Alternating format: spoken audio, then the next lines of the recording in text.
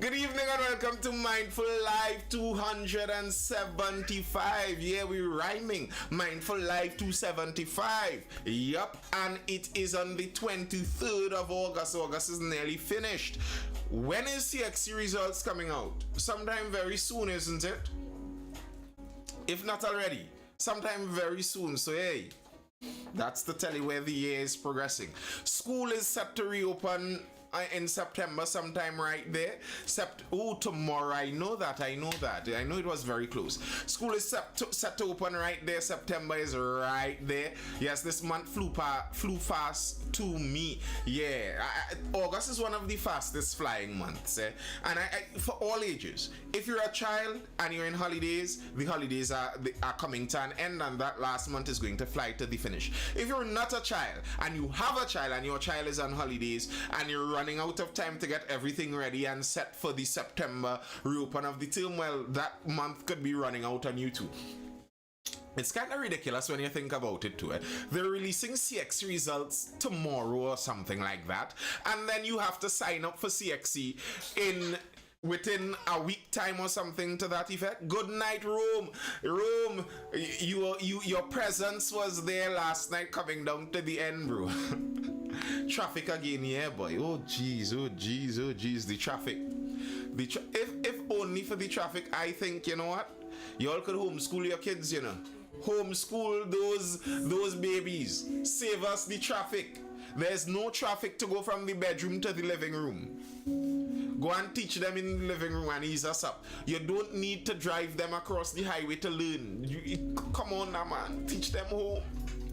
And if you're interested in teaching them home, contact Mindful Education. Mindful with 2 L's, Mindful_education. If you're looking for our page over there on Instagram. Ooh, you like that intro to the ad, don't you?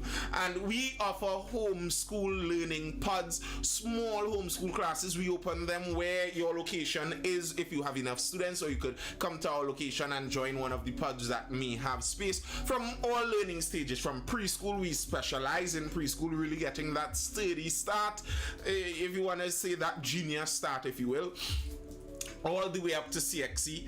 And we also offer private tuition, one-on-one teaching with teachers, if you need that specific attention in any subject, from the CXC to Cape, in CXC or Cape, all of those subjects. If you are looking for a private tutor, you can contact us and we would send one to you. But yeah, that's what we're brought to by. That's what keeps Mindful Lives up and running. You know, we don't yet have the bountiful donations from the viewers. So it's up to Mindful Education to keep us going. And tonight I'm joined by my lovely co-host, little Leora Springer. Say hi, Lily. Tell the people hi. Yes, that works. Hi. Yes, this is my assistant. If I had a tutor, I would have been a genius. Maybe. I don't doubt it, sir. That's why back then, maybe you should have seen if you could have contacted Mindful Education, but unfortunately, that's already gone. But if you have a youth now, Jaron VC, as we say, those in this life seem to be fertile.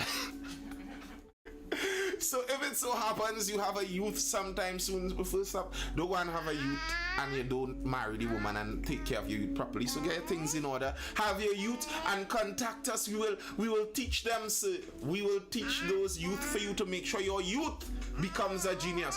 If you missed your genius opportunity, at least your youth will not. Think about that. But folks, it's Wednesday and the middle of the week, this hump day. We in this Twin Isle Republic, well, at least me when I'm saying we here, Mindful Live, we're talking Tobago. We're from the beautiful Twin Isle Republic of Trinidad and Tobago. You know, no one is superior to the other.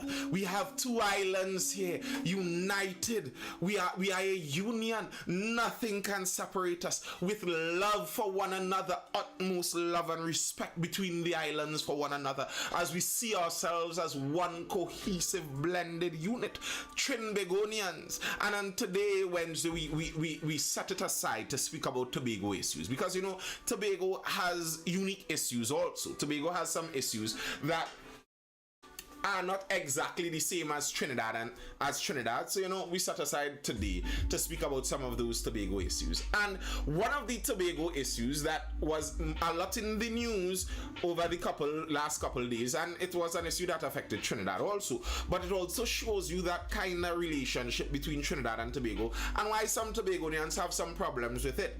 The whole Caribbean Airlines situation, where the Caribbean Airlines pilots decided to fall sick. According to their association, they did not do industrial action, which I find strange, because when the when the injunction against the industrial action was sent down from the industrial court, the association sent letters out to their members telling them to no longer participate in those actions. I mean, what are you saying? Did they or did they not participate in the actions?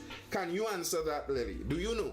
Did they or did they not participate in those actions? I don't think she's fully certain of that either. And those actions would have had a serious effect on Tobago, because Tobago, as Trinidad is an island. But a lot of what goes into Tobago comes from Trinidad. And you'd understand that if you have to get something from one island to the other, the transportation across the waters becomes a very important issue. An extremely important issue. Let's look at this. Travelers vow to stay out of Tobago. And you know miss her, Ronnie, you know miss her. But she's still, making herself known out there. Hey, but welcome. Travelers vow to stay out of Tobago. And you see, we were talking about the cost that the actions of the pilots would have on many people in the society. But the cost on Tobago may be even more unique, in that Tobago predominantly makes its money. Well, predominantly Tobago gets its money from Trinidad. But if we're talking about profit for Tobago, for Tobagonians, how you get your profit? If you aren't employed by the THE, very likely your profit comes from something to do with tourism. So if action happens that affects tourism in the present, but also into the future, that is hitting you very hard. Travelers vow to stay out of Tobago. The Port of Scarborough, turned out to be a saving grace for many airline passengers yesterday after Caribbean Airlines arranged for the inter-island ferry, to transport passengers between the islands. The passengers were told to use their airline tickets to secure a seat on the ferry after numerous CAL flights were cancelled because of cockpit crew constraints. However, many passengers were still upset with how the situation was handled by the airline. A 55-year-old man from central Trinidad vowed never to return to Tobago again. And he blamed Caribbean Airlines as the reason for his decision. I like coming to Tobago for a vacation, but it's always getting worse and worse. You have to book plane and ferry tickets months in advance. Then when something like this happens, it throws everything off balance. I am not doing this again. Mayaro or Cedras for it, he said. And this is real. This is real. There are many people in Trinidad and Tobago that enjoy vacationing in Trinidad and Tobago. I could speak for my father. My father is someone regularly, if you go talk to him, he might tell you plainly, I don't see a need to go anywhere else beside Tobago. He really enjoys Tobago, as well as you might enjoy anywhere else in the world. But even him, I heard him speaking recently, and he was talking about, Toco doesn't seem that bad. You can go up Toco, you take a guest house up there, and you vacation up there. Because if you are someone who enjoys a staycation, you don't mind your own country for a vacation. You're just looking for a place a little removed from the hustle and bustle, where you could, feel nature a little bit, see a bit of sea and sand and all of that, buy some more native foods, and that kind of tourism business that many Trinidadians go over to Tobago for. If Tobago seems so problematic that a car ride to Toco or a car ride to Mayaro or Cedras seems like a much better option, I am sure many people would do exactly that. GRY is saying, I went Mayaro the other day for a weekend and it felt like I'm in a different country. Mind you, I'm from Dago. Exactly. And if you are someone looking for that kind of staycation vibe, you aren't looking to travel very far. You are going to Tobago anyway. Maybe Mayaro might not be that much of a bad option, as this man did say. A 29-year-old woman said, I have to be at work tomorrow. Suppose the ferry is cancelled. Where will I stay? Caribbean Airlines has to do better than this. I have to exchange my ticket for a ferry ticket. Well, I get a refund on the balance. Things always working wrong side in this country. Meanwhile, PDP political leader Watson Duke said that he was among the many affected passengers. In a voice message sent to the media, Duke said the blame did not lie with Caribbean Airlines, its pilots, or its representatives. Instead, he said the government was responsible. He added that it was government that needed to ensure there is reliable transportation and should have placed contingency measures in the event of any issues with Caribbean Airlines personnel. He added, government should not be caught with its pants down. And your boy Positive say the pilots were right. Yeah, that seems like a very unwise thing to me. If you as a Tobagonian, you're supporting the pilots' action, you're supporting the further degradation of your only real profitable economy. Beside that, the only economy Tobago has is asking Trinidad for money. That's the economy of it. And I don't think that's what Tobagonians want. Many Tobagonians lament about that. They don't want it to be, hey, good night, Pandit Vijay Raj. Many Tobagonians don't want it to be just that they subsist off of what Trinidad sends over. They would like to make money, wouldn't you? Wouldn't you like to be entrepreneurial? Wouldn't you like to be able to open a business and customers can come in and patronize your business and you make money like that? Isn't that much more preferable than just waiting for a government subvention on something? That seems like the better option to me. And things like this make it more difficult for that to happen. You create a hiccup like this. The hiccup isn't only for this one instant.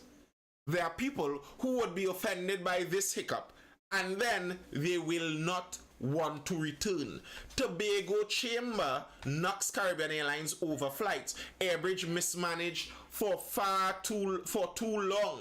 The Tobago Business Chamber has condemned what it calls the continued mismanagement at Caribbean Airlines and its negative effect on the economy. The comments came from Chairman of the Chamber, Martin George. On Sunday, thousands of Caribbean Airlines passengers were left stranded when 37 flights were cancelled after pilots called in sick. In a WhatsApp response, George said the pilots may have legitimate grudges and reasons for wanting to take this kind of action. However, he said Caribbean Airlines as an airline is seeking to expand into territories and areas and create new routes, yet saying it faced resource constraints. The two are incongruous. It's either you have the resources to do so and to do so successfully, or you don't. You cannot have your existing route suffering because of resource constraints and then say that you are expanding into new areas. He said Caribbean Airlines needed to take care of home first. I understand that point. And to that note, you could wonder if it might make more sense just as the ferries are controlled basically by its own state body. Maybe the inter-island air bridge needs to have its own state body too. Maybe that might be the case. So it's much easier to manage instead of it all being together with the Caribbean Airlines that has to manage their international flights too. The Tobago route has been something that has been a bugbear for travelers for years, and it has gotten worse, and there seems to be no... Where do you want to go, love? Where do you want to go? And there seems to be no improvement. No reliability that you can have with Caribbean Airlines, and simple travel for a 15-minute flight between Trinidad and Tobago. No reliability that you can have with Caribbean Airlines and simple travel for a 15-minute flight between Trinidad and Tobago. He pointed out that after Sunday's events, travelers were quoted as saying they were no longer interested in Tobago. He questioned why Tobago and by extension citizens or even international visitors should suffer as a result of the situation. This is clearly mismanagement and poor practices at CAL and something that the government has to take responsibility for because Caribbean Airlines is owned by the government. We ought to see better management occurring with this airline and better deployment of resources so we can have some level of efficiency, effectiveness and reliability in the transfer and transport of people from Trinidad and Tobago. But you see, how do we expect better management to happen in this case? You know, we were speaking about this for the week already. How do we create better management out of this? What is the move to make better management happen here? Because to me, this is just being run as state companies run. It's a trade-off we get. Okay, you get the state to run it, the state controls the prices, so it's cheap enough for us to quickly move between the islands easily and affordably. But the trade-off we lose with that is that because the state controls it, we get mismanagement because that's how state bodies generally run things. If you want top-level efficiency, as Ronnie regularly says, you may want to privatize it. I believe a private airline servicing Trinidad to Tobago, if it's a profitable venture for them, you won't see these kind of issues. If a private airline is making money, could make money off of a 24-hour trip, 24-hour available trips between Trinidad to Tobago, they would do it. But if that is something that is not profitable, it does not make money, then the whole management of something like that becomes a very difficult thing. How do you manage something like that when it does not make any money? How much should it be allowed to cost the country? So, okay, we need the inter-island air bridge. The pilots want more money. Regardless of what amount the pilots ask for, we need that inter-island air bridge, so we pay them that amount. Does that make sense? Should it be that it's a blank check to Caribbean Airlines to service the air bridge? Because I won't doubt that the Caribbean Airlines management may tell, and the Caribbean Airlines management has told the government and many of the stakeholders that really and truly, to effectively do this, we need to raise prices. We are not running at a profitable price and profit margin. Okay, so if you would not allow them to manage the airline like a private profitable venture because you're saying they are subsidized, then are you surprised when you see actions like that coming out? Because that's what you want.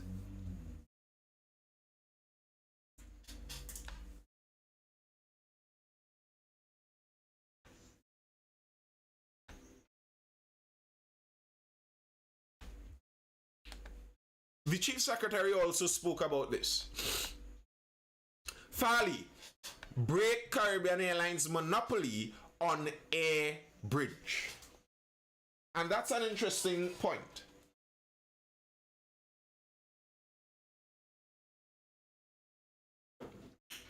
That's an interesting point. Caribbean Airlines has a monopoly on the air bridge. But bear in mind, it is a subsidized monopoly. Keep that in mind constantly. Don't lose that from your mind. It is a monopoly, but it is a subsidized monopoly. Similar to T&Tech. T&Tech in Trinidad and Tobago is monopolistic. They have a monopoly. Hey, Christian, but they do have a monopoly, but it is subsidized. Thinking about T&Tech with their subsidized electricity prices, because there is a subsidized natural gas price, etc., do you think a private company could come into Trinidad and Tobago, buy fuel at a market price, sell electricity then at a market price and compete with TNTech? Do you think that is possible? The time has come for the monopoly that Caribbean Airlines holds over the domestic air bridge to be broken. Chief Secretary of the Tobago House of Assembly, Farley Augustine, said the situation with pilots employed with Caribbean Airlines over the weekend magnified problems that existed even before the COVID-19 pandemic. He said we need to open our markets for airlines from all over the world to come and do the work that is necessary to bring visitors to and from the island. It was also time that a THA representative be placed on Caribbean Airlines board so that the THA can have the kind of advocacy needed, Augustine said. Those 2 points there. Here's my question. Is the inter-island air bridge closed to private airlines? Is there like a law that forbids private airlines from attempting to service that route? Or is it that $150 for a trip is way too cheap for any private airline to compete with? So it just does not make sense. If a private airline starts flying the trip and starts saying, well, we're charging actually $500 per seat, would they get any customers? Would they get any customers? Is it that anyone is forbidding this? He says we need to open our markets for airlines from all over the world to come and do the work that is necessary. Yeah, but you see, some of this thinking to me seems like thinking of communists. Like the thinking of I'm going to say simple-minded, but the thinking of communists who don't understand how free market and business works. The thinking of people who are obsessed with government and state ownership, who grew up in the understanding of government and state ownership of things, and don't understand really how free market works. A business is not going to come to your community just to service you because they love you out of the kindness of their heart. It's about profit. So, for example, in some of the downtrodden ghetto communities in the United States, they have what they call food deserts, where some groceries are leaving and they have to travel miles upon miles upon miles to find a grocery. And some people are angry about this. Why are these groceries leaving the community? These evil big groceries. But for those groceries, for those massive companies, it's about business. It's about profitability. So if we have a grocery inside of your ghetto community and your ghetto community keeps robbing our grocery and you rob us 20% of our gross income, we cannot operate under a profit, so we close down. So how could you invite some private airline to come and service the air bridge? Okay, David Mill. How could we ask some private airline to come service our air bridge and expect them to beat $150 a trip, which is a subsidized price? How is that going to work? And then he also said it was also time that a THA representative be placed on Caribbean Airlines board so that the THA can have the kind of advocacy needed, Augustine said. But here's the problem with that. THA does not need an advocate on the board. You might see that Tobago wants advocacy, but THA does not need advocacy. Contrary to the belief that some THA members seem to have now, THA is not the government of Tobago. THA is more like the local government of Tobago. So that's nearly like the councillor and aldermen out of the Shogunus Borough Corporation want a seat on the board too. That's not, to me, that doesn't make sense. Like, if you say that Tobago needs better advocacy on the Caribbean Airlines part, okay, that's one thing. And I wouldn't doubt that there may be a Tobagonian already on the board. But what it seems like he is requesting isn't a Tobagonian, because he didn't say a Tobagonian. He didn't say better representation from the Trinidad government. And you see, this is the thing that upsets me sometimes. The government of Trinidad and Tobago is the government of Trinidad and Tobago. When the cabinet of Trinidad and Tobago makes decisions, they make decisions representing Trinidad and Tobago. You want an advocate inside of the government for Tobago? Yes, there is an advocate. There are two. You have two members of parliament who are supposed to be your members of parliament, your representatives that advocate for your cause inside of the cabinet. You have two of them inside of the governing cabinet. So if you want advocacy on behalf of Tobago, on behalf of the THA inside of cabinet and government services, what you do is you contact your MPs and you organize meetings with them to carry that advocacy inside of the cabinet. That's the process. To say that you want your party members to be placed on boards sounds ridiculous to me. If I am the ruling government, I am not going to take an opposing party to me that is accusing me of all manner of illegal activity and put them on a board of a state-run company that I control. That's not going to happen. I'm not doing that. Yo, Willie Bang, GRI says they can't beat the price, but some people rather a pilot that getting paid properly. Like if I had a private jet and told you let's go New York, I get the pilot half price. Would you fly with me? Yes. Here's the thing. I feel my problem with a pilot isn't if he's being paid less.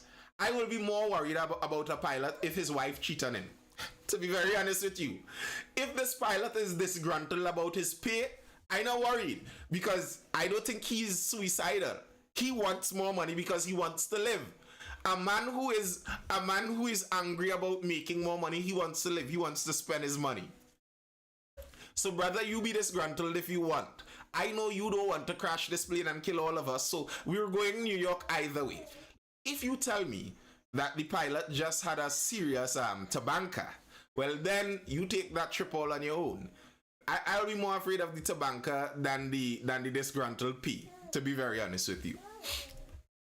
Speaking about the issue that caused hundreds of passengers to be inconvenienced, Augustine said that for more than a year, the THA has been speaking to the airline about the management of the air bridge between the two islands.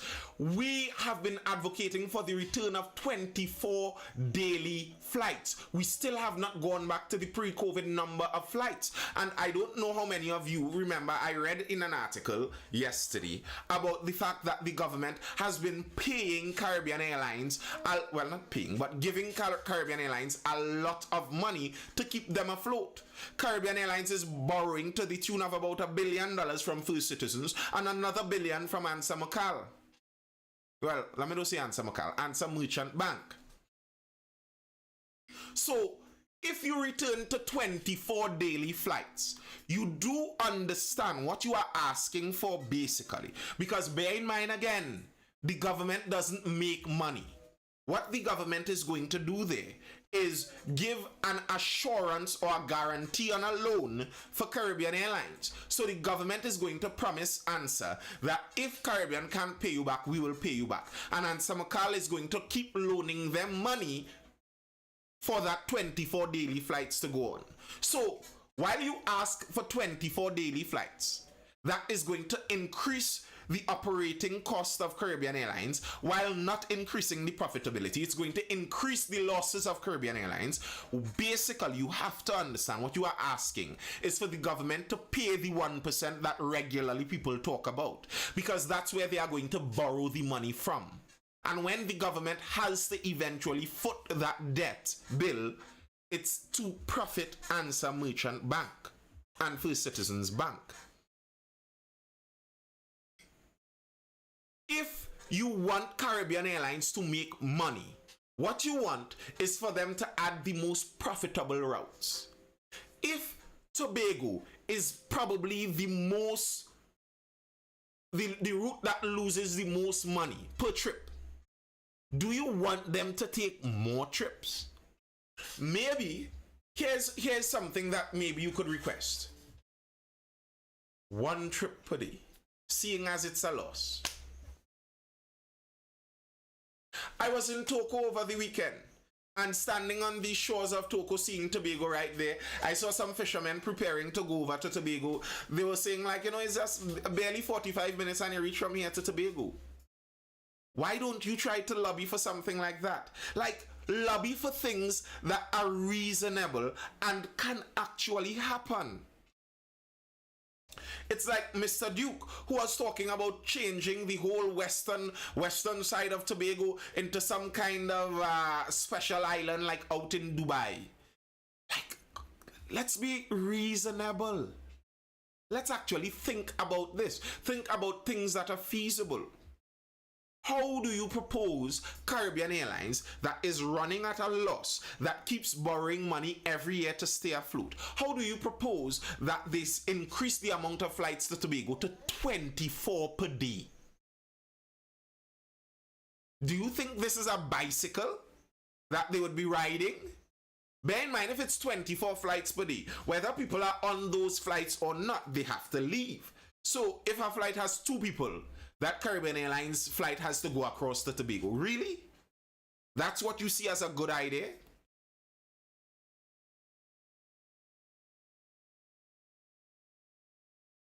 That was the pre-COVID numbers. Yeah, I know that's what he's saying. But we're looking at profitability, because right now the airline is bussing. And the airbridge is not a profitable route. Even if the aircraft is full, they still lose money on the trip.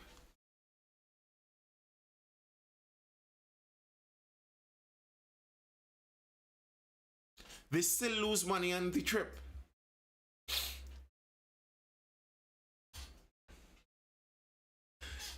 Every time the issue was raised, cabinet members, including those who represent Tobago, used the excuse that it was not profitable enough to provide the flights, he said. Augustine said it is ridiculous that people have to spend months trying to get a flight to Tobago, and when they do, there's inconsistency on the A and C bridge. This is 2023, and the A and C bridge is more inconsistent than it was pre-COVID.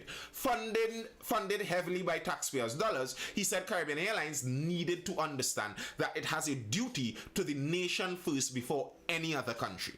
Augustine also apologized to those affected. We certainly extend sincerest apologies to all our visitors who had to suffer to either return home or to get into Tobago for the vacation.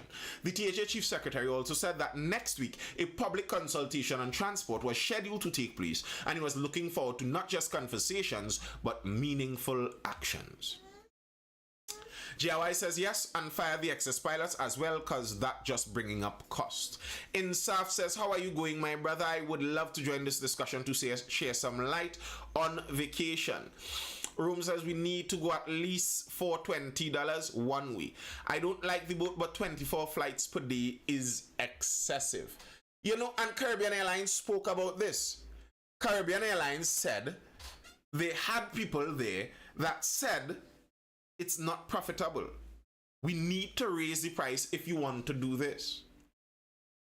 So which would you want? Would you want them to raise the price and then see if it becomes a profitable route and then they could increase the amount? Or would you want them to maintain the subsidized price and maintain the fewer flights?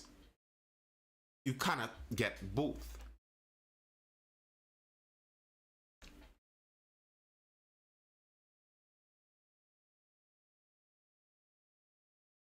Let's see who's on the inside there. Welcome, Room and Ronnie. What's up?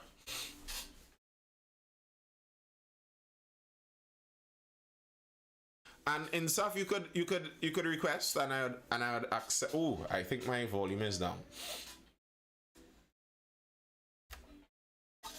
Good night. Good night. Everybody. Hello. Good night. From Tobago. Anyway. One suggestion I would, if I was ever able to, I don't know if anybody listens to the live, probably they'll come back, listen on YouTube. Some Carl CEO or something will say, oh my goodness.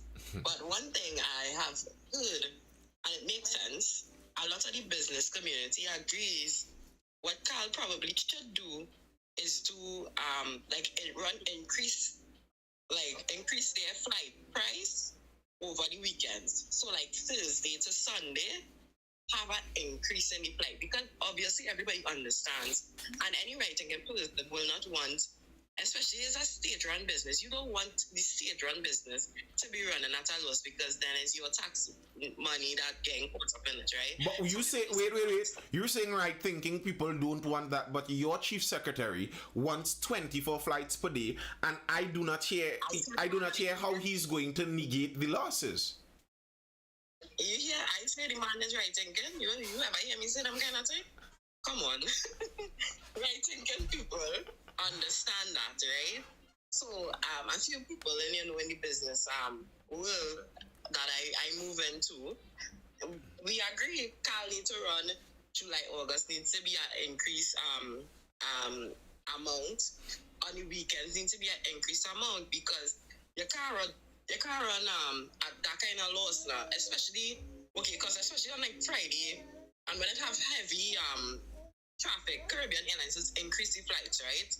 They do that. So like for Easter, they had increased flights. They try to accommodate the heavy flow to Tobago, but yet accommodate not at a loss. So plenty of these people, they talk about, look, Carl stop the midnight flight, because it used to have a midnight flight. Stop the midnight flight to Tobago, and they're saying this because it didn't have anybody on the flight, but that's not true. I have taken a flight several times. But you know what Carl decided to do? To pull that flight from Tobago, and they have it going to Barbados or going to St. Vincent or something like that, because they could make the money on that route, because those flights aren't subsidized. So I understand that they need to do that. Most right-thinking people understand that. I think it's unfair for everybody to want for this flight to be subsidized so heavily. Like it is like $200 or so, at least $100. No, $200 or $300 in subsidies on one way. $300 subsidized one way. So that's kind of, it's too much. It's a bit overbearing, and I could understand that. And pilots, I understand only one time increase, and they would have taken a pay cut during COVID voluntarily. That is, they volunteered to take a 43% pay cut. But that was so that people don't get fired. It was either that or fired. So, yes, I mean, which is fine, because that's reality. If I was a senior pilot, I might have said fired, I might want a pay cut. You understand? But yeah. They did unison agree on the pay cut, right? So I don't want to cut you, but I don't want to miss a couple of things that you said that I want to respond to. First of all, I don't believe any government service should be subsidized. And I am the opinion that if you're running an organization and you're running an organization for a profit, you're operating in the capitalist market. And where there is pure capitalist instinct, there's innovation as well as creativity. But if we expect that we do have to make a profit and we gain our bonuses, we get in our traveling allowance, our housing allowance, our car allowance, without even putting the balance sheet in the black, then there is no emphasis for efficiency in terms of management. Because either way, Uncle Government will come and open his Santa Claus hat and wipe off all our red debt. And from a capitalist perspective, as a person who runs a business, if I don't make sales for the month, I don't get paid. So there's a the connection is clear. So when I see some people, I understand why the pilots and them is want a better salary package, and I could understand that. But what I cannot understand with is that they are operating in an environment that is not profitable. And yet still, you are striking, you are taking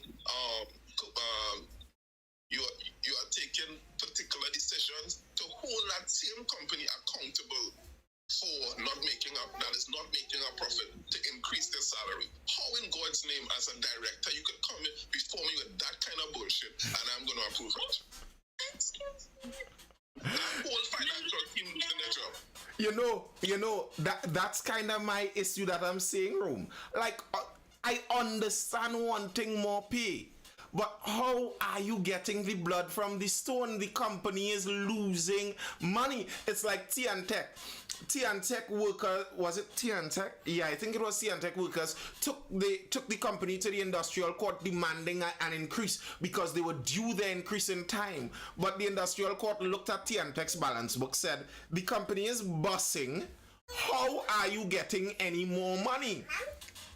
It's like, and that's the government. A lot of people who grew up in government work have that kind of mindset. My work has no link to my value. My work is, if I dig a hole and fill it back, somebody has to pay me for it. No!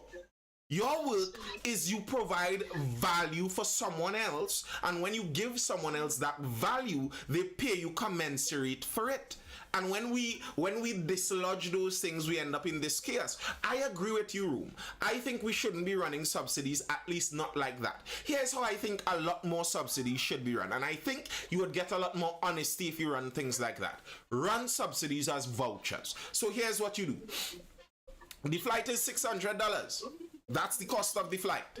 But okay, if you are a worker for X, if you are a worker for Y, if you do this, if you do that, the government could subsidize some of you. How the government subsidizes you is you have vouchers available to you that the voucher pays $400 of the ticket cost and you pay $200.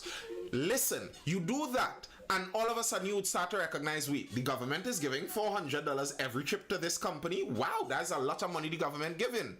All of a sudden you notice that. But if you do that, what it would allow is the same thing that the chief secretary is asking for. You could open it up to other companies, because now it's a profitable route. It's a route that has assured payment because people have vouchered service to get it. And all of a sudden these private companies would be like, okay, well, this is actually profitable. It's a viable option for us. We are going to come and service this bridge.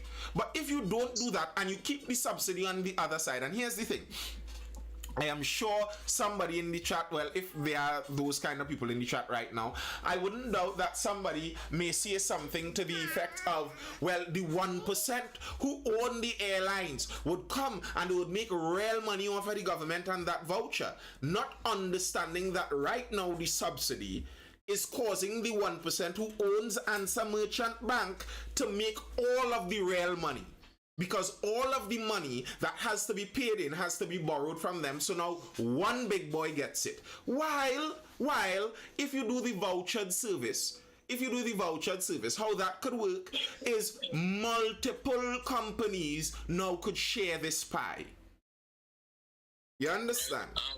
Nathan, while I understand you and I agree with voucher service to a certain extent, I have a problem when a company is in the red giving subsidies. And my thing is, if a company is profitable, the government should consider subsidies at some level, because when you could take part of, let me say, 30% of the after tax and cover the subsidies from the same operation of that company is fine. But when you are taking money from the government account to pay subsidies, and that does not, and has no line to development, has no line to increase revenue, that's up to you. So you are taxing me to pay subsidies? I have a serious concern on that. I think subsidies should come from a percentage of CAL profit. And if they are not profitable, I'm so let me say you make up a base salary for a pilot of $20,000. And hear what? 30% of profit of CAL goes to the pilot as a after payoff. You understand? Mm-hmm. So everybody contributes. This kind of thing with I'm entitled and gimme and I study for 5 years and 10 years. If the market that you are selling your service to cannot afford it, then you either go to a different market or you find a way to sell it to the market that is willing to pay for it. Correct. I agree. And I that's the same point I was making earlier. You can't expect you can't expect that a bossing company is just supposed to increase people's salaries. That's why, again, the chairman of Carl and their salaries, the CEO of Carl and their salaries, I have a problem with all of those because it does not add up to me.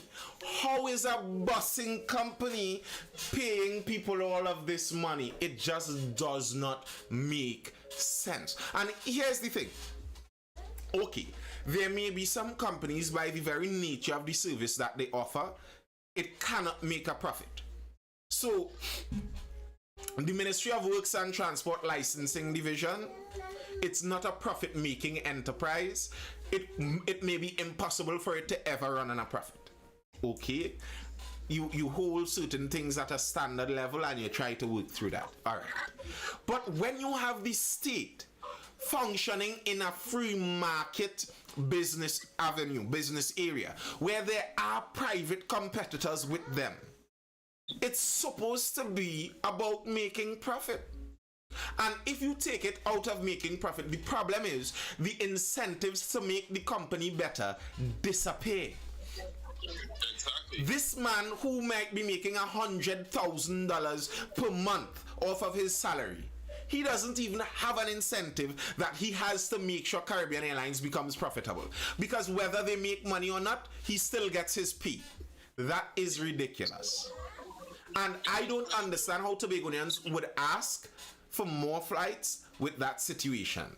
And then I saw the PDP leader say it, I saw the TPP leader say it, I think I saw the business chamber leader say it. They say it's not the pilot's fault. It's not, well, one said it's management fault, but many of them said it's the government's fault. And the thing is, I agree and disagree. I don't think it's the government's fault as in this one PNM government per se, because I am not sure what any government could have done to change that unless they do something very unpopular to the public of Trinidad and Tobago. I think it's the government's fault as in the general governance structure of Trinidad and Tobago, where we love our government to give us things and not understanding that some of those things don't exactly work like that. Like, how do you expect certain things to be a necessary thing? Like, you deserve a flight from Trinidad to Tobago. The government has to do that. Since when? Let me just cut you on that, right? Yeah. One thing, one of my co-workers was saying is, well, we have to have a flight from Trinidad to Tobago and Tobago to Trinidad because anytime we have to do something, we have to go to Trinidad to do it. And that's a point. That's a point. But in all of the Caribbean, there are other Caribbean islands that are disjointed like us, and they don't have an airline to carry nobody nowhere. They don't even have a boat service that the government gives them. It's literally a private person. They get a boat. It doesn't be no big boat, but they get a boat. And then they shuffle through the islands like that. It don't even have no set time. You come and you sit on the boat. When the boat fall, let go. Listen, when the boat fall over there, come Granny, back. I know small island people. I know quite a few small island people. There are people on some of those small islands. The islands small like Tobago, and they never leave, well, not never, but nearly never leave their little countryside village because it's just inconvenient to do. They don't have the resources. They can't demand that their government find the money to make it happen. That's just not reality. Like, where do you think resources come from? But when we live in a society like we live in now, where we depend on government for all these central services, and these kind of things tends to happen, and with this kind of entitlement attitude where we believe that we should and this and that, but in a society where there is a free market, where the development of the free market, there is always a will. There's always a will where there's a profit to be made. And I personally believe that the government should not remain in CAL because I believe if there's a free market for it, ANSA Massey, all of these people will get involved because there is a demand. Where there's a supply, where there's a demand, there's always a supply, and there's always somebody willing to provide it. Because when we believe that we are entitled to the government subsidy and to pay $150 to go to Tobago, when the actual cost in itself is about $650, because because just a flight alone, the pilot, the maintenance of a plane, 24 people. Yo, that's a pretty hefty penny. But nobody want to have the discussion. And then these fools from Tobago, all these Tobago are separately leaders. All of them balling about 24 flights and we should do this and should do this. And they're just pandering to the emotions of the Tobago and not taking the facts into consideration, where it's costing us more. And then I bet you within the next 5 years, we might have to pay our existing tax. Because we'll have to make up entities because our revenue channel are drying up. And I agree 100% with what you're saying there. And we've seen it happen over and over in Trinidad and Tobago. We have a resource that is state-owned. And we ride it and ride it. Keep milking it. Everybody wants more. They milk it. Not like nobody understands economics here. If you keep taking out more than is coming into the company has to get smaller and smaller. Eventually it crashes. Mittal was running and Mittal was private, but because there was a union involved, those unions again, because there's a union involved, Mittal is saying, listen, this plant is not making money. The plant in Trinidad, it was struggling to make money. The iron coming out from China back then was glutting the market. It had metal international steel on a real low price. We're not making money here. We can't give you that raise. They said, nah, we had to get a raise. We have a union. Union going to industrial court. Industrial court say, they must give them the raise. Mittal call from England. He say, what? All right, well, that is that, and close them up. Cheerio. Bye. All who was getting the raise, good luck, unemployed. Petrotrin. Many people boast for years. I's a cleaner in Petrotrin and I's raking at 20,000 normal, boy. Yeah, and them can't fire me. I's a union man, them can't fire me, you know. Okay, yes, you milk the cash cow.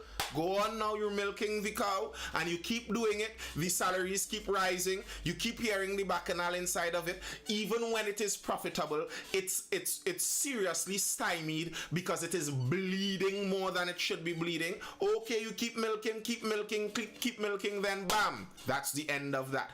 Carney, same thing. Carney, it's there for years, trudging along. People grow up with this. The culture is throughout the country. Yeah, but Carney had to pay so and so. Carney has to do this. The high ups, well, to be honest, in Carney, it wasn't the lower level workers making the money. You see middle management and above in Carney, they fleecing that. The chemicals that come in, every time they order fertilizer, 2 times the amount has to come in because quarter going out, but 3/4 sharing up among middle management who own their own agri shops and yada yada yada. You know how many agri shops start off of a Carney? All right, let me do go down that road. But you do that, then bam, no more. You think the same thing can't happen with Caribbean Airlines? Well, you think that's impossible? I don't know if I would be upset if that did happen, because it's like if you try to explain it, it's not good enough. So better it come crashing down. And that, to me, I think that's a fair way to go. Go crashing and blazing glory. And then you know what? International company will come and they will service. We will get BA. We will get American Airlines go run a little inter-island. You might pay, I see somebody was saying, a small flight. I take a small flight from a private small flight from Trinidad to Tobago, and I paid $1,500. $1,500. Yes. Yes. Both ways, return. Oh. $1,500. Yeah, $750, yeah. And the next thing, for example, why do American Airlines fly from New York to Trinidad? Or from Miami to Trinidad? Profitable. Right. Exactly. And we need to understand son. The blueprint already exists. Why are we trying to recreate things and try to be so unique? And the blueprint is there for us to follow. RL says it will only be rich people. Always in New People York. travel. RL says it will only be rich people who travel. One, I disagree with that. Two, if the reality is something could only be afforded by rich people, that's just the reality. There are many things in the world that only rich people could afford. That's reality. Only rich people could afford to generally take Euro trips, and they do. You know, I saw some people really lamenting if Cal is privatized, the price of all flights are going to go up, and we are in the poor people. How much do you travel anyhow? Is that going to affect you really? You see, and as I keep saying, in an economy, that's why I keep going back to the fact that the only way this is working is because we are paying billions of dollars to Answer Merchant Group and First Citizen Bank to keep them lending Caribbean Airlines the money to pay on your behalf. So while you're complaining that you're frightened that the rich people alone are going to be able to fly, what is actually happening right now is the government is taking all of the country's resources and funneling it into the rich people's pockets so that the rich people would sprinkle a little bit on these companies so that those companies could give you it cheap. Wouldn't you prefer none of that kind of hanky-panky involved, and whatever the cost of the thing is, hit me it on my chest. Let me see what the cost is. And let me see if this makes sense for me to do. Let me know how I need to arrange my life with the actual cost of something. Not the Nancy story cost that you gave me. Let me know the real costs of this thing so I can know, okay, can I afford this thing? I walk into a store and I see a price there. And somebody tells me that you could get this on a higher purchase. You know, you pay nothing down and you go with it. That is for the poor people. We do it not for the poor people now. We do it not for the poor people. So you could come in the store and get this on higher purchase. Nothing down, but over time, we take $1 from you every week for the next 50 years. No, I don't want that. Tell me what the price is. If it's $1,200, I will know, okay, I can't afford this. I walk out your store nice and calm. Don't Nancy story me. But the colonial mindset that Trinidad is obsessed with loves that Nancy story me thing. Take care of me. Lie to me. Tell me those sweet little lies over and over and over and over. Pay for everything, sir, please. Ethan, this is the best analogy I have for this. They're taking it from the back without grease, and they don't even know they're taking it from the back already. Oh, wow. The later generations that come after us have to pay for this, because nothing is for free in this world, and we must understand. We must understand the costing of things and and how to track costs. And a lot of people, because they are not directly paying for it, they're thinking it's free. Because there's a reason why property tax is coming. There's a reason why they wanted to raise the VAT. There's a reason why they raised the duty tax. The reason why they raised the motor vehicle tax. There's a reason why they raised the online tax. Because the government revenue is drying up. Right? All their license agreements with BP and Shell and all the other companies is no longer in the billions of dollars. It's decreasing because there are less wells and there are less square footage of natural gas and oil to drill. At the same point in time, we as a people, we must be prudent in our physical responsibility in terms of how we manage our resources. And at some point, because American Airline is not subsidizing no flight to anywhere in the United States. Nope. Because they understand one thing.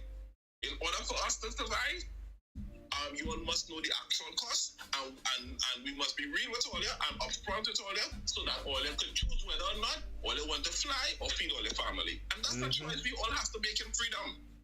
And you know, Rome, where this all comes to a head is okay, this crashes, the government keeps paying, and we don't listen every budget that the government keeps telling us we are spending more money than we are making. It's another deficit budget, people. It's another deficit budget.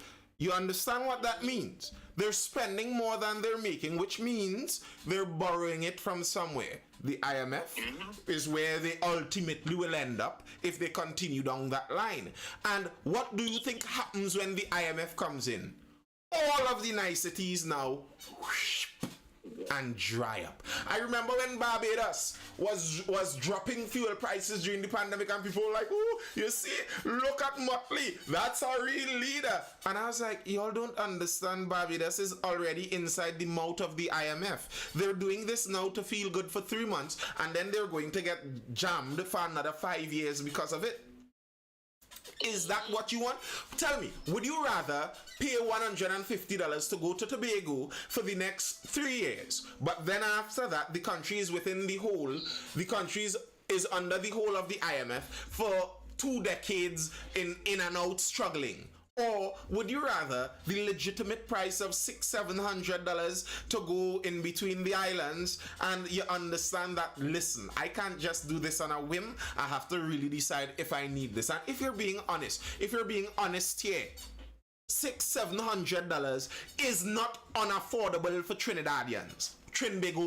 It's not unaffordable. It's not cheap, but it's not unaffordable. People pay that regularly for all kind of other nonsense. So it's not something out of the reach. It's just something probably not every day, not every week, not a very regular thing. And it may become a lot more difficult for people who have to do business between the islands. And maybe some jobs that want people traveling between the islands are going to have to start to pay their workers a different kind of amount to travel between the... Let things balance as they may. Would you rather that and we stay out of the IMF, or would you rather you get the 150 for 2 years and then IMF in your tail down the road? I would like us to stay out of the IMF, but the way how we are very unaware and we are very ungrateful, better we go by the IMF. I don't think that...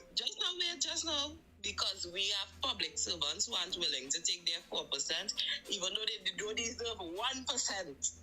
You hear it from me, they don't deserve nothing. Tell me, I went to... Just mute there, Rich. Mute your mic there, Rich. I was going to information to ask one question. Before I even reach the information, there's this girl I rolling up. I see the girl brain. I can ask you one question yet. You in the hospital. They don't deserve no percent. They deserve 0%. I so sorry, but you know what? They should get them 15%. Get them 15%, and when IMF comes, fire 50%. I happy with it. Well, that's what normally happens, because as soon as IMF comes in, you have to cut the labor force by 20 to 35%. But the other question is that... By the way, Nina, just so you know, Ronnie is a public servant too. I will go. Listen, when I joined the public service, I joined the public service off the basis that I thought that they would be firing public servants very soon. So I said, you know what, something to do in the meantime, and when they fire me, I will get some monies from that. That was my hope. And it didn't happen that way. But I already line up my thing. I wasn't like, unless they really do give us that percentage and then they start firing. I don't care. Ronnie, this is my comment with what you were saying. One, we have a lot of leaders that is disingenuous in terms of they will speak things off of emotion to engage people and not to speak to facts. And then we have a public that is also very uninformed of matters. And for example, right, I watched somebody on the highway got in an accident on my way to work today. And some people came out of the car and they was like, "Great is the PNM, it's the PNM fault." Right? And my thing is this. We tend to project and shape our responsibility so much. If we bounce our toe, it's the PNM, right? If a bomb drop in Ukraine, it's the PNM. And we are a society that when our leaders speak and they speak our language of bacchanal confusion and everything else but the facts, we gravitate towards them. Because Mr. Duke speak about it, Mr. Augustine speak about it, and everything is mismanagement. Okay, we understand it's mismanagement, but what are the facts? What is being mismanaged? Obviously, the sea bridge is being mismanaged because the cost is not 150. Yes. Yes. That's the major mismanagement, you know. Carl has no emphasis to divert flights to the sea bridge because it's a waste of resources that they cannot put back and invest in the company. If I operate in Carl as a CEO, the last thing you want to tell me about is the sea bridge. I think y'all white paper note from the Prime Minister every month to put more plane on that sea bridge because it's not profitable. Correct. That's the reality. That's the reality of profitability. If you're running this thing on profitability and it's not profitable, then how do you expect people to do that? And I keep saying that, to me, that's what I want to hear from Tobago. Like when Mr. Farley comes and he speaks about this issue and he demands 24 flights per day from between on the air bridge. Explain the feasibility studies you have on this. How is it going to work? We're not looking for magic talk here. You are not in opposition. You are not attempting to be elected. You are here trying to put forward ideas to work into the country. We're not just talking Nancy story. You're not on Mindful Live just spouting ideas here. No, we're talking about the rubber meeting the road. Okay, the rubber has to meet the road. How is the rubber touching the road? We know the flights are not profitable.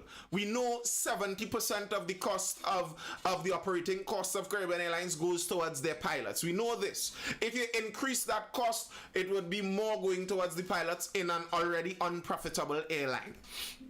We know one of the most unprofitable routes is that air bridge. Okay, you want 24 flights per day. How are we going to profitably work this? In his response, he admitted that every time he brought it up, members of parliament keep telling him that it's unprofitable. Okay, explain to the country how you are going to negate this profitability problem. Explain to the country how is this going to work? Because it can't just be costing money over and over. Let me tell you how I know Carl is a fail. By the time I see that report and they say 70% of the money goes to labor, that's a fail. Everybody knows that the point for labor is 33 and 3%, 35 to 40 for the most. Because you have to have you have to have number one, new development and projects to expand the revenue. You have to have research and the development. So other than that 70% that goes to labor, the rest of the salary goes to the rest of the other staff. So what happened to research and development, maintenance and all that? So I don't know. We could preach until the ancestors come home. Carl is a failed state unless they make the tough decisions that nobody wants to make. Correct. Any company that's supposed to operate in for profit and 70% of that of the overall revenue goes back to labor, that's a lopsided company with an anchor only waiting to sink further. Richie Rich, and this is someone who would be very familiar with this, is saying the sea bridge profitable for the development of TOBAGO. And I agree. That's the point I brought up. Why not, like the THA, you should be the one pushing this on the forefront. You want to develop something, work with private boat owners, because there's already a way. You could go on the beach in TOBAGO and jump in a boat, you know. You could get one of those down the island boats that carry 15 people, jump in a boat in TOBAGO and go to Tobago, drop off in Buku, go around the island and drop off in Buku, 40 minutes and you're in Tobago. Let's say it's a $400 and a little larger boat for the fuel to Tobago. You split that up among 12 people. Each person pays $50 and it still makes sense. And tell me then, if you're trying to think about real ways to solve these issues, not ways that are impossible, actual facts. It's like demanding that everyone gets an ability to go on Blue Origin. I saw Jeff Zucker is doing some more tests on his Blue Origin to go out in space, and they're looking to have recreational flights and all of that. So should everybody get the opportunity to do that? So then the government has to sponsor? No, it doesn't work like that. If you don't have the resources, you can't do it. So then let's look for a viable option that is resource sensible. And then maybe you develop TOBAGO because of that. Maybe you develop the entire East Coast because of that. Maybe the interplay between TOBAGO and Tobago increases the transit between the islands, and it works to help out Tobago too. Tell me, as a tourist, if you leave from Buku and land in TOBAGO, isn't that a tourist journey right there? No. That's not to you? If I know put them small boat on the open ocean, is a no for me. I'm not talking a pirogue, eh? I'm talking like the down the islands boats, those ones with the little cover. And it's not that bad between Trinidad to Tobago, you know. It's not that bad. It's actually not that scary. Remember your boys swim it? Swim what? No, but I understand people like Rooney who is able to afford the plane, and that's fine. But those who can't afford the plane, the boat is also available. And that's also the boat. No, I'm speaking in this particular circumstances, and you will be surprised because those same people who manage down the islands, they are very profitable. They manage the business for profit.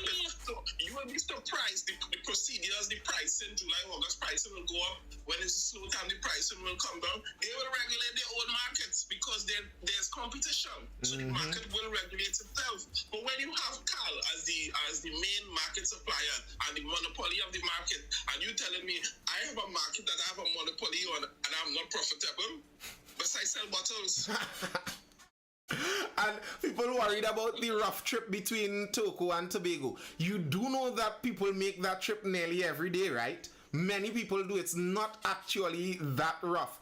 The Bocas isn't out there. The Bocas is actually more to the north coast of Trinidad You could actually travel right there, and you only have a brief area of open waters, a very short area of open waters.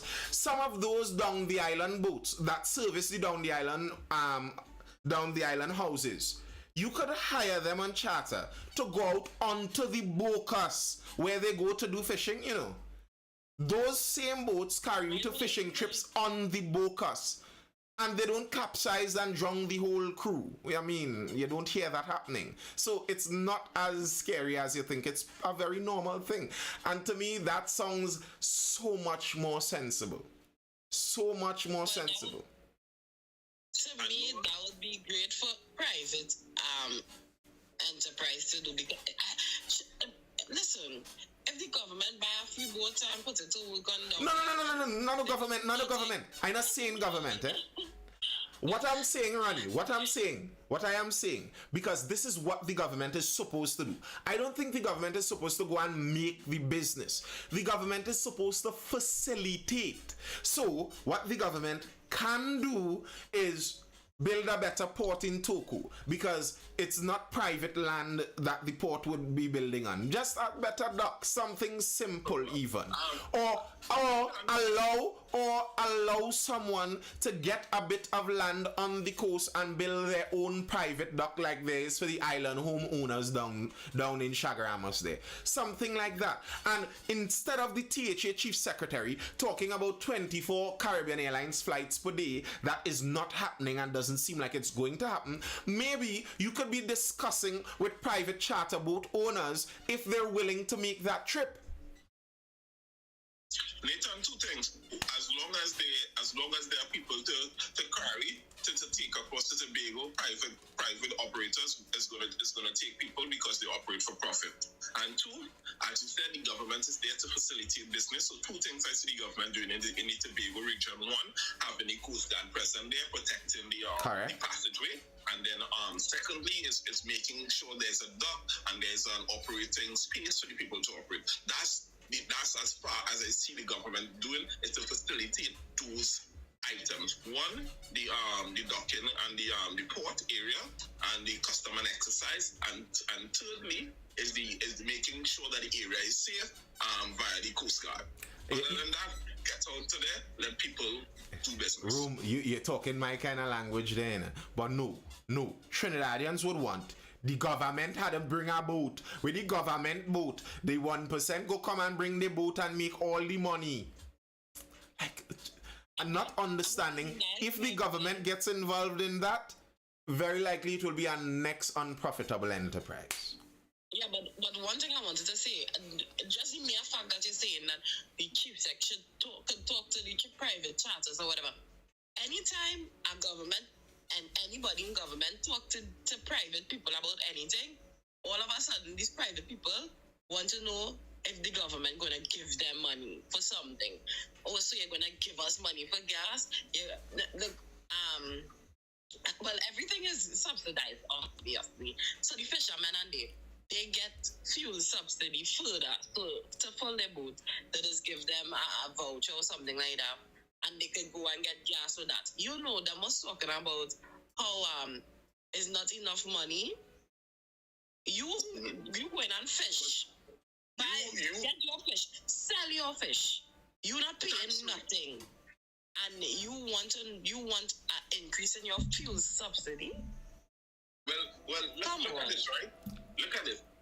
The boaters and the yachters club that operate on the Shagarambas, they don't want the government near any of the operations. None. Of course not. And they are very efficient, because I know people who will be chatting boat from quite point. You have a party of 12, we go in here, and they tell you, okay, we'll pick you up, and here they supply you with water, they supply you with drinks, they have lifeguard, they have everything on their boat, you know. They even let you know in case of emergency, if a firearm on the boat, this is a registered firearm user, this, that, and the other. And they are let me tell you something, those boats are, sometimes you have to wait almost 2 to 3 months to get one. A chartered boat, because they are always booked, because the services are very efficient. And believe me, knowing some of the people that operate these boats, they will tell you they don't want the government coming and give any subsidies on or anything on any boat, because here what? It will create corruption. Exactly. You know, a point Jawai says I'm a sailor, and I believe that trip between Trinidad and Tobago, most people get sick because of mostly the diesel smell, and I could actually believe some of that. And one of the prime examples of government versus private is the government in Trinidad and Tobago had buses that broke down regularly, and apparently the PTSC, the Public Transport Service Corporation of Trinidad and Tobago, with all of their mechanics and engineers and connections to international sources for parts and machine shops and an unending source of money, couldn't keep those buses running. So they sold them to private owners. 40 years down the road, those buses still bending the corner going down Toko. The seat sideways, the bus have AC, the bus have disco lights inside. How could the private owners maintain this for a profit while the government couldn't? Somehow it was impossible for them to do it. Because all the government engineers, all the government drivers, all the government maintenance workers, none of them relied on those buses to make $1 for them to get paid. Exactly. So when it's my bus and I have to get paid, I'm making sure that everything I'm right. I'm going to get the best engineers who will do the work, and probably the same engineers that PTSD have, by the way, that will come in your garage and do it for you. So, to me, I don't have a problem. The only thing I kind of would like to see subsidized is the Antakanwasa. But to me, everything else could go private. But I don't want it to be private and be a monopoly. Unfortunately, that's the only scare I have is the monopoly of certain things. And worse yet is if it doesn't become a monopoly, but the entities that own the thing come together and decide that, oh yeah, we control it. So a cartel. They might be competing with each other, but they're really not. Yeah. That is the only problem I would have. Let me say something. It's very hard for any essential service in today's world to become a monopoly. What do I mean by that?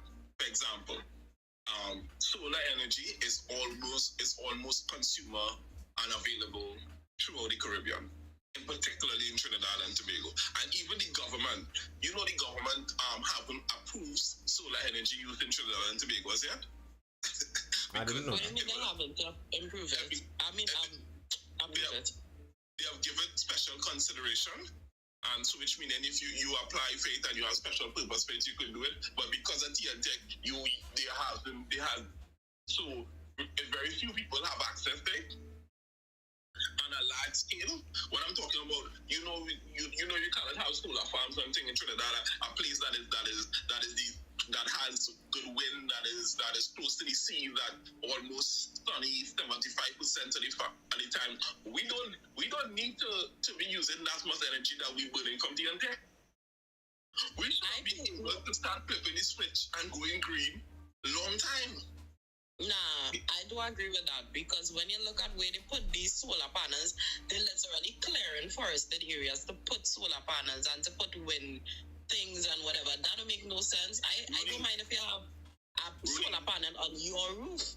Rooney, but that's old-time solar panel. The updated one, you probably need a 12 by 12 on your roof, one side of your roof, and everything is being operated. Technology is so advanced right now. Even some of the cars and the robots that operate in New York is solar panel robots. Yeah. And that is good for private, so like a house.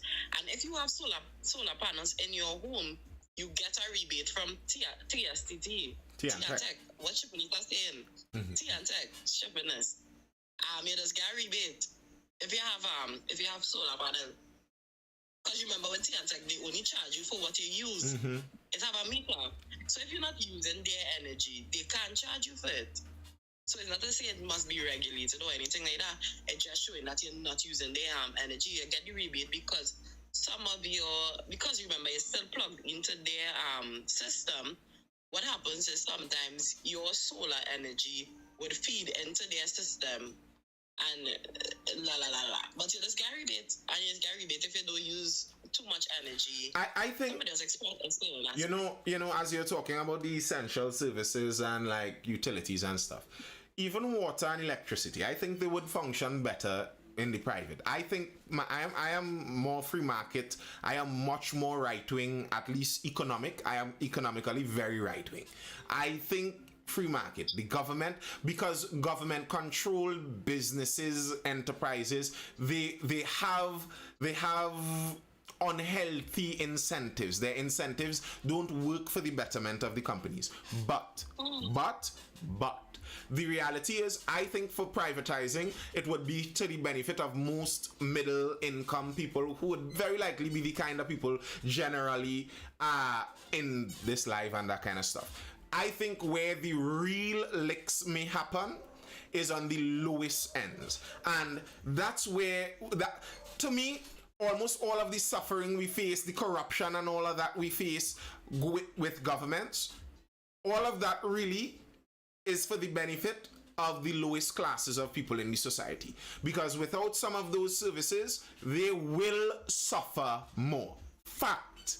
They will suffer more. And we were talking about, as we were talking about last night, Rani, some of it may be their fault, some of it may be their choices, etc., etc., etc. But in the long run, if they suffer more, it's going to affect the society as a whole too. So I think privatizing it would still be to the benefit, but there would be a significant number of people on the bottom end that fall through. And That's the problem. I remember I proposed this idea a while back, as something that I heard somewhere else. It's not like I came up with this. The idea being that the only people that can vote are the people who have a positive tax balance. So if you pay more in taxes than you take out in subsidies and whatever else you get, then you could vote. If you take out more than you pay in, you don't get to vote. You cannot tell the people who are spending the money how to spend their money. You are getting money, you take what you get. If you are giving money, then you say how to give it. And here's how that works.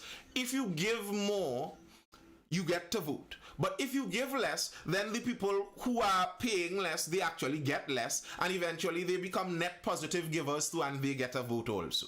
I mean, I don't think anyone would ever do that. But I think that's if you think about it like that, you understand some of the problems we face in a democratic system as we are in here. There are some people who actually benefit by getting things out of the system. There are some people who go to work for 3 hours a day, get a stable salary, get a food card, get a free house, get a this, get a that. So when you talk to them about privatizing, you're cussing them. While there are some people who are willing to pull 12-hour days, and they're willing to sacrifice sleepless nights and do this for 10 years because they're developing something. And at the end of that, you see them raking in money and you're like, wow, how are they doing that? They're making so much bank, and they have to pay into the system now.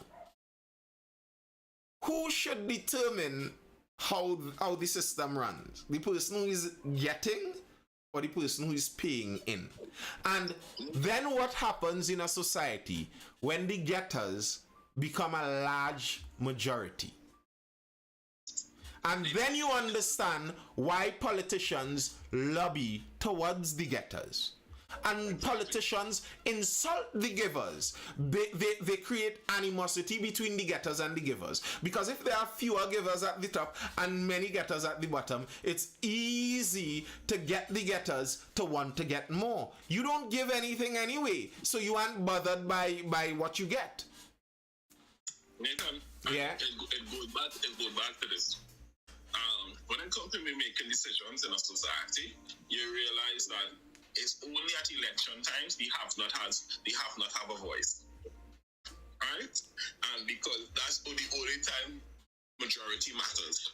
In that particular instant, because I'm in a society where, as it is right now, where the people who has the least, who contribute the least, is now setting policy, is now setting procedures based on whims and fantasies of people who have least and less. We are a society that if we don't watch ourselves, we may not have a purse to pass to the future generation. And this is my concern. I am not a harsh person. I am not a penny pincher. I do understand the importance of setting up the right structures, because money doesn't come out of a one frequency. Money comes out of a consistent structure, set up process that deliver money over a period of time. Correct. And that's why I think teaching people to understand how resources are created, how resources are maintained, where the resources come from, teaching them that, I think, is so key in a lot of people understanding this. Listen to this quote: a democracy cannot exist as a permanent form of government. It can only exist... what's popping up here? It can only exist until the voters discover that they can vote themselves largesse from the public treasury. From that moment on, the majority always votes for the candidates promising the most benefits from the public treasury, with the result that a democracy always collapses over loose fiscal policy, always followed by a dictatorship. The average age of the world's greatest civilizations has been 200 years. These nations have progressed through the sequence from bondage to spiritual faith, from spiritual faith to great courage, from courage to liberty, from liberty to abundance, from abundance to selfishness, from selfishness to apathy, from apathy to dependence, from dependence back into bondage. That's a quote from one Alexander Fraser Tyler. And Titler, sorry. And I think that's so true.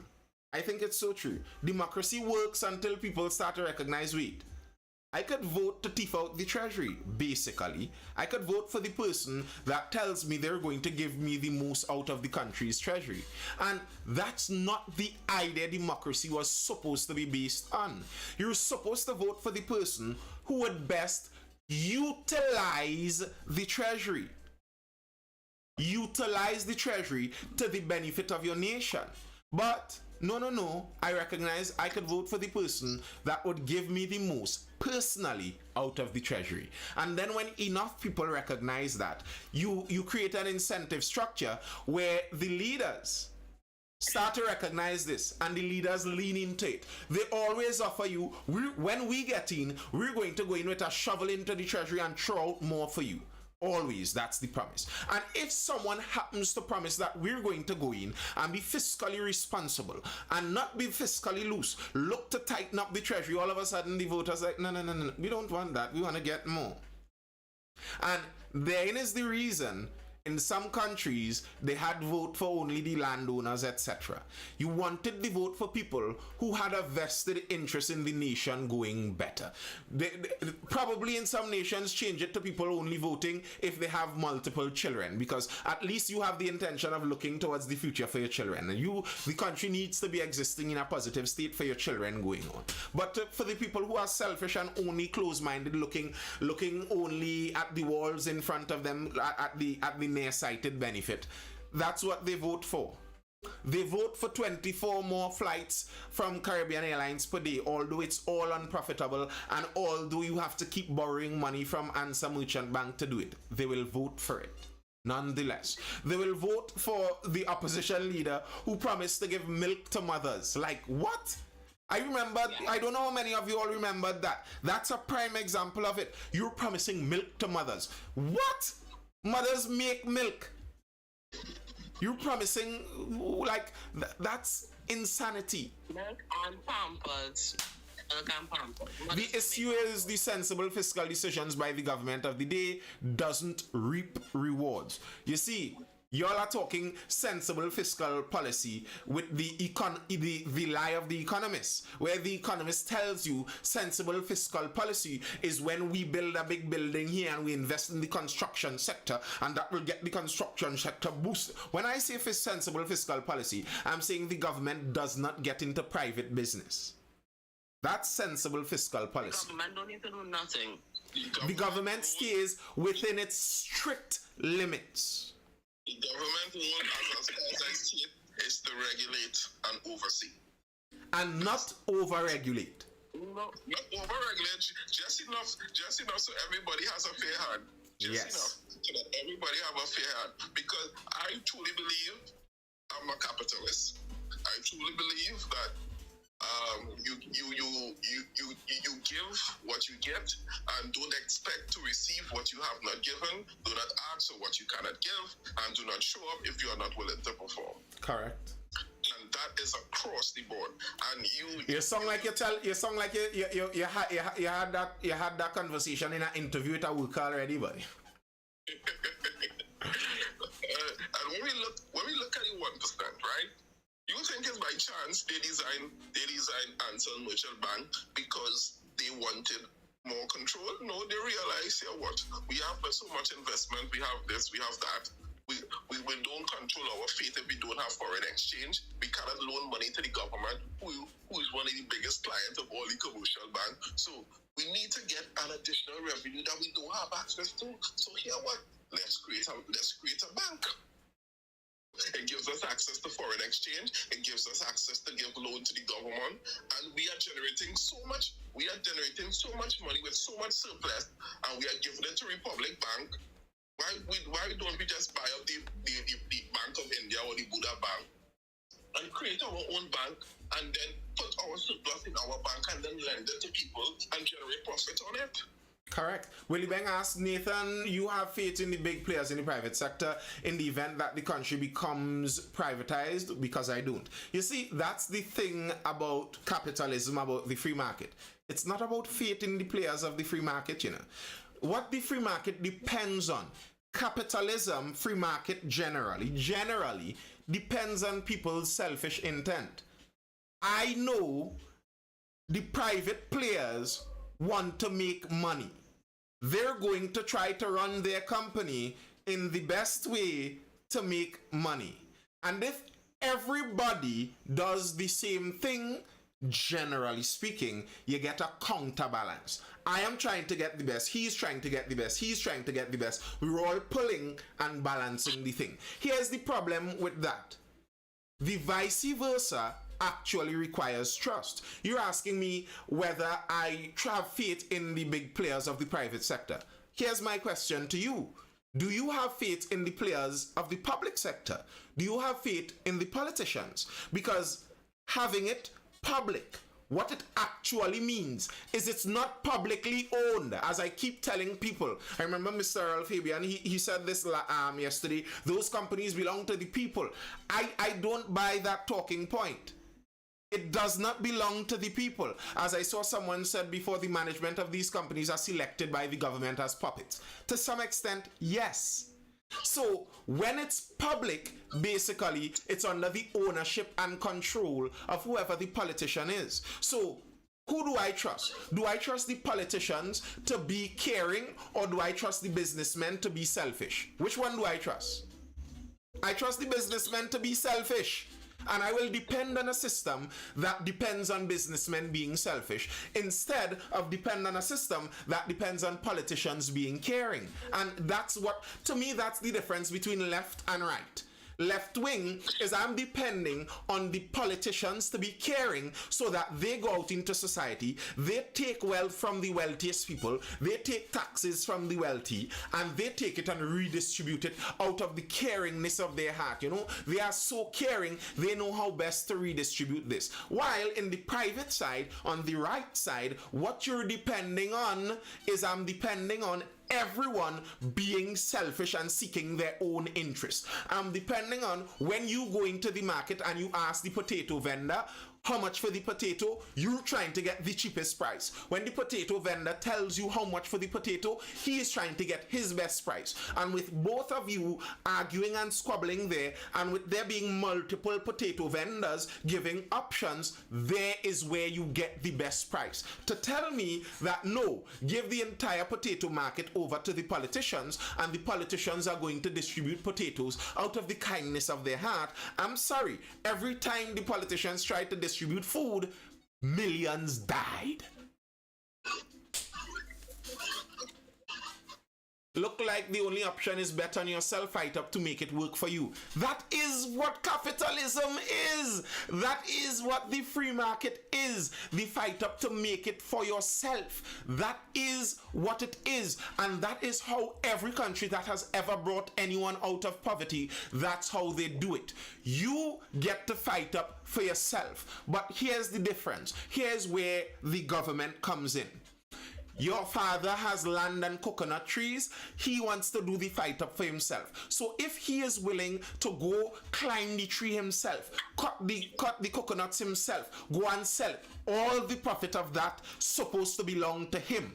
He gets that money. Whoever he sells the coconut to, they pay him. He keeps all that money. Here's what the government does. If you want the government help in there, you want the cheaper price on the ferry, on the cheaper price on the airplane, what the government does is when your daddy goes out and sells his coconuts, they tax him on the sales of the coconuts. So that now they take his taxes and they pay themselves, they pay their permanent secretaries, they pay the contractors, etc., and they give him back a little bit more, a little bit of what they take from him to help him go to Tobago for a cheaper price. So would you rather your dad kept all of the money from the sale of his coconuts? He doesn't have to pay taxes on the land for the coconuts, but then all the money he gets, he has to use some of that money to pay the real price to go to Tobago? Or would you rather the government taxes his land, the government taxes his coconuts, they pay some of that money to Mr. Al-Rawi to rent his buildings and sprinkle some back at you so that you could get a cheap flight to Tobago? Would you prefer that, or would you prefer the free market?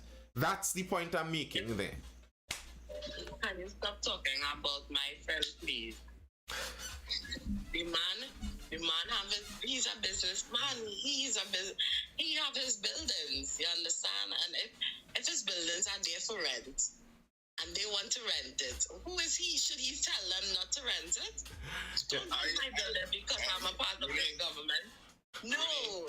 Rooney, anyone that holds such a high office and a high influence like Faris Awali, I don't think it's prudent. I don't think it's moral. I don't think it's even ethical that don't tell me no shit about no blind trust. That you put your buildings in a blind trust. Believe me, people around you gonna be influenced to make things work in your favor because they wanna be in your favor. So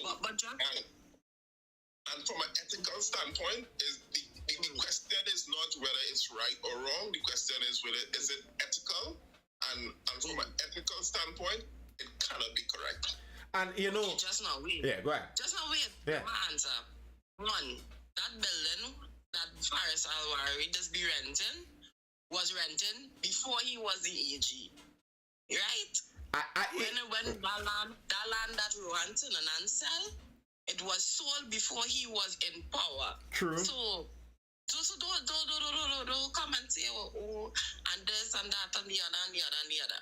But right? The others. But right? here's that, you see, as I always say, I'm an equal opportunity disliker of the political machinations, you know, because those guys all know each other. They all move in the same circle. The fool that many of us take is that they real hate each other. No, many of them don't. They rent the buildings from each other. There are central government buildings being rented from UNC members still currently. So I know it goes beyond political bounds. That doesn't make it any better for me. You see, here's my problem with this. I have no problem with somebody making $1 billion on the open free market. If you have your free rental bill, if you have your rental building there and some free market person comes and rent it, fine. The difference with government is everything the government does is with the coercive power of the government. The government to rent a building from Mr. Al-Rawi is not a free market decision. These are politicians with a gun taking money from people and putting it into the hands of men in their own political class. You could never excuse that for me. Never. It never works. Whether they rented it under the UNC, under the PNM, if the NTA come in, if Jack come in, it doesn't matter.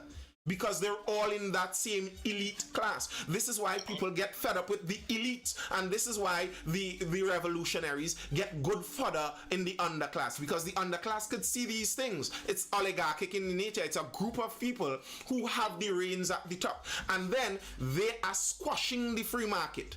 The government services that are renting the buildings from them are squashing the free market.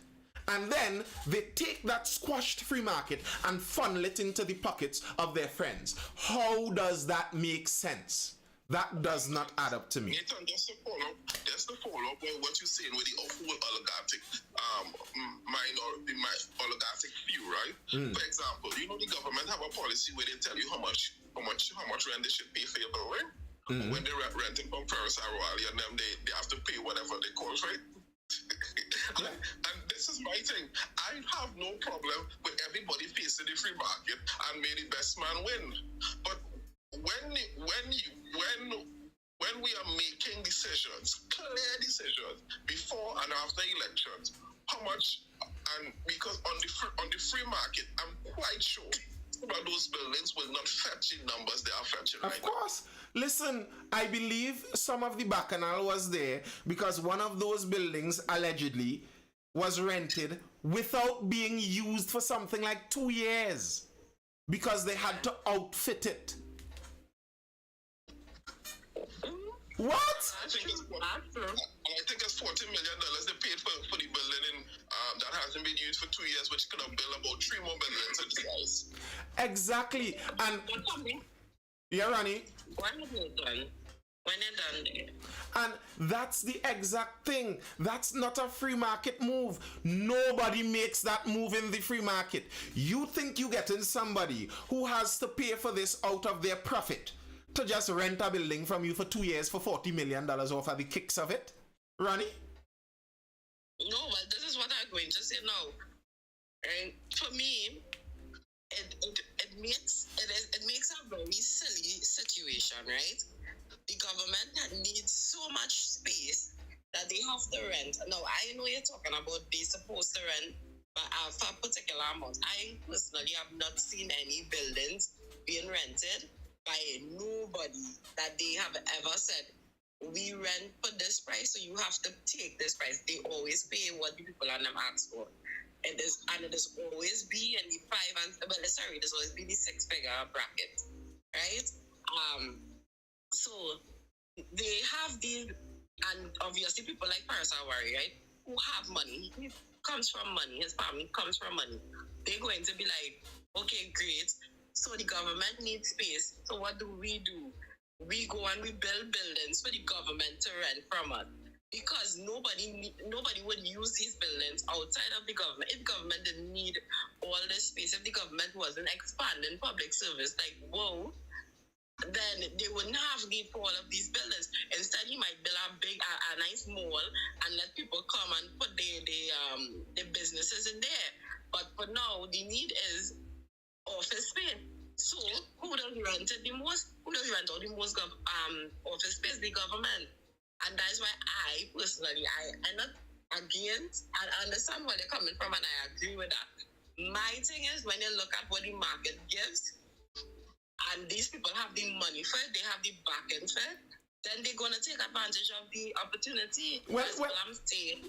Well, Ronnie, that's obvious. I admit that. That's what I was talking about with the Answer Merchant Bank, that the Answer Merchant Bank is lending money to Caribbean Airlines and all of that. But the point that we were talking about is that's not desirable. That's the thing that causes the country to crash. That's the thing that kills the economy. When you're paying 40 million, and bear in mind, keep in mind, this 40 million might be borrowed from Answer too. So they're paying 1%ers for something that does no benefit to the country.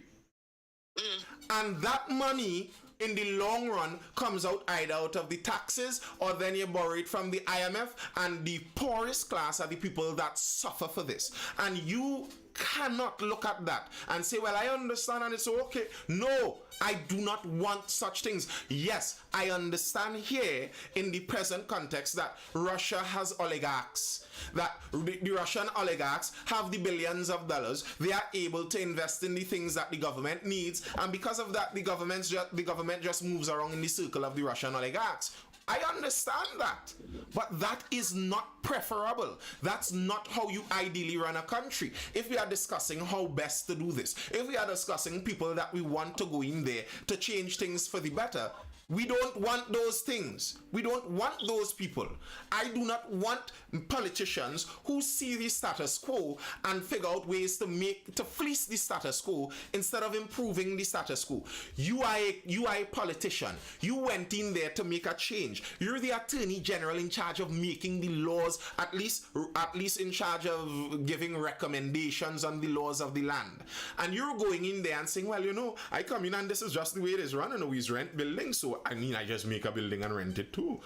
You're the person that's supposed to be making the change. But not only that, I agree. And the only thing that just now, the only thing that can solve that problem is to reduce the need for office space by reducing staff, by reducing the public service.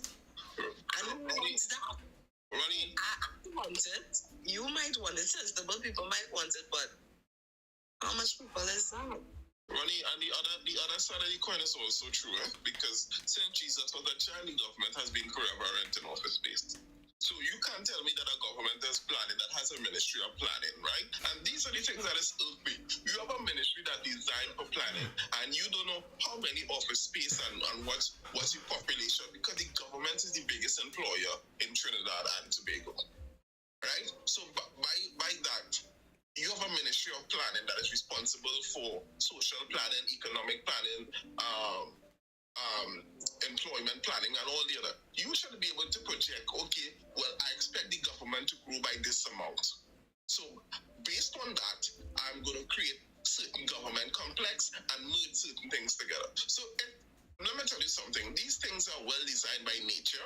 what I mean by nature, by the government, and by whoever in power to work as they are. Yep. So let's not stick our head in the dirt like ostrich and try to justify foolishness. Yeah, it is designed that way on purpose. It's not, what's the saying, it's not a bug, it's a feature.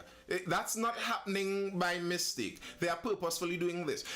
I remember when I first read the land laws of Trinidad and Tobago, that state land cannot be sold. First up, when I read that, I wanted to know, well, how does anybody own any land in Trinidad in the first place? Seeing as nearly all the land was either state land or royal land, and okay, there are some people who have the royal land, but how somebody owns state land now if legally you cannot sell state land? Magic. But anyway, nearly all the land is state land. You cannot own state land. You could only lease it maximum 100 years. So the state is never supposed to be running out of space if they need to build a building. They're never supposed to be running out of space. The state boasts about boosting the construction sector with jobs. And we do this and we do this and it boosts the construction sector. And when the construction sector boosts, it really pushes the economy. The construction sector is one of those things that gets money pumping out into the wider economy really quickly. Well then, hops up something that I really liked. When the Ministry of Agriculture did their main building right at the side of the highway there, next to the Nagar in Shoguana's region there. That made so much sense. Why isn't there a main government building down in San Fernando, a main government building down in Mayaro, a main government building in Grande, a main government building probably somewhere in Capari in the middle of Trinidad? Spread the thing out. You own all of the state land anyway. You're going to increase the development around the country anyway, and that way you decrease the need to rent all these buildings inside of Port of Spain. Maybe now you don't have to artificially prop up the commercial sector. The commercial sector could work on an actual free market basis. So these men who built bigger buildings than were needed, they will bust on them and lose as they should, and the people who are doing it as they should would make. The problem with the government putting their thumbs on the scale like this is people who are running businesses properly. They are doing the right things, they find it harder, and people who are running bad businesses, building a massive glass building in a place that does not have the demand for it, you reward them like it was a good business deal. And then we're surprised when the crash of 2008 happens, or another crash like it seems like we're circling right now happens. That happens because the government rewards bad business. When the government rewards bad business, the economy crashes. All right, we're closing in on 11:30. Let's hear those closing statements before we go. Who's going first? Run your room. I'm going first. It was lovely tonight. Don't take my defense of Faris personally. That is just my future husband, so I have to defend him. I have to stand by him. Anyway. It was fun. And yes, I'm just bringing to ignore that first part. I can never ignore you that like that, and I will always see you in that light forever. Wow, in that light. Mm-hmm. In the light of Faris. In the shade of Faris. Yes. I know, but I really know that I think that most sensible people understand what needs to be done. I think a lot of persons would. Oh wow! Oh my gosh! Oh. Leave me alone, please. Leave me and my husband alone. Ronnie, your home wrecker, Ronnie? Never. The man is not Muslim. He can have like a few wives. I don't know. I just think you real study this thing. I actually don't think he's a Muslim though. He's probably a big of some sort. Well, I will just dream about it then. But anyway. Yes, most sensible people understand what needs to be done.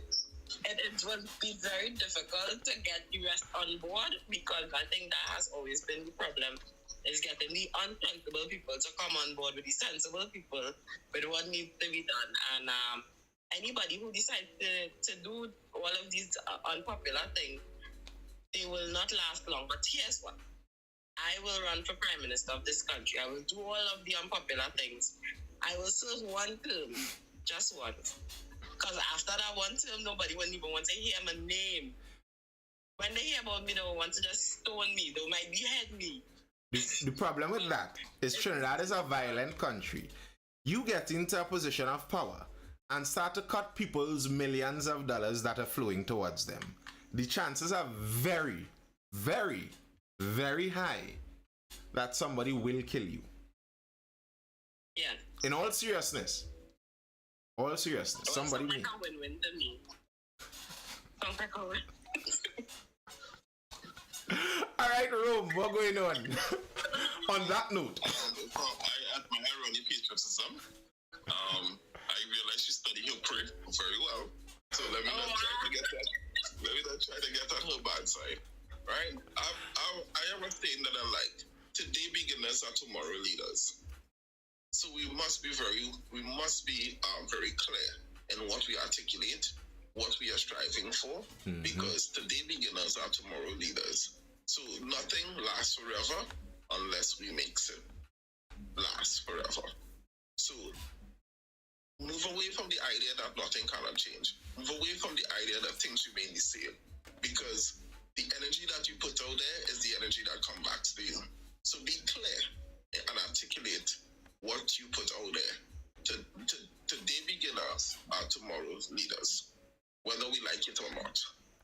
True, true. Well said, well said. All right, people, as per usual, I'm glad you are here. We have come to an end. I hope you're educated, informed, or entertained. I am Nathan Springer. This has been the Mindful Life. Tobago Day. Glad you all tuned in. It was enjoyable. I will see you guys again for the next Mindful Live, which is going to be tomorrow. Thursday Talks. We come. There's no direct topic. We're talking. We're discussing whatever you all want to discuss, what the chat wants to discuss, who wants to jump in to discuss. That's what we do on a Thursday. We're starting 9. Yeah, we're moving early these days. We're starting 9. And I'll see you then. I hope you're educated, informed, or entertained again. And I'll see you guys tomorrow.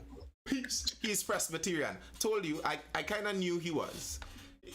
Because people come from Arab countries doesn't automatically make them Muslim.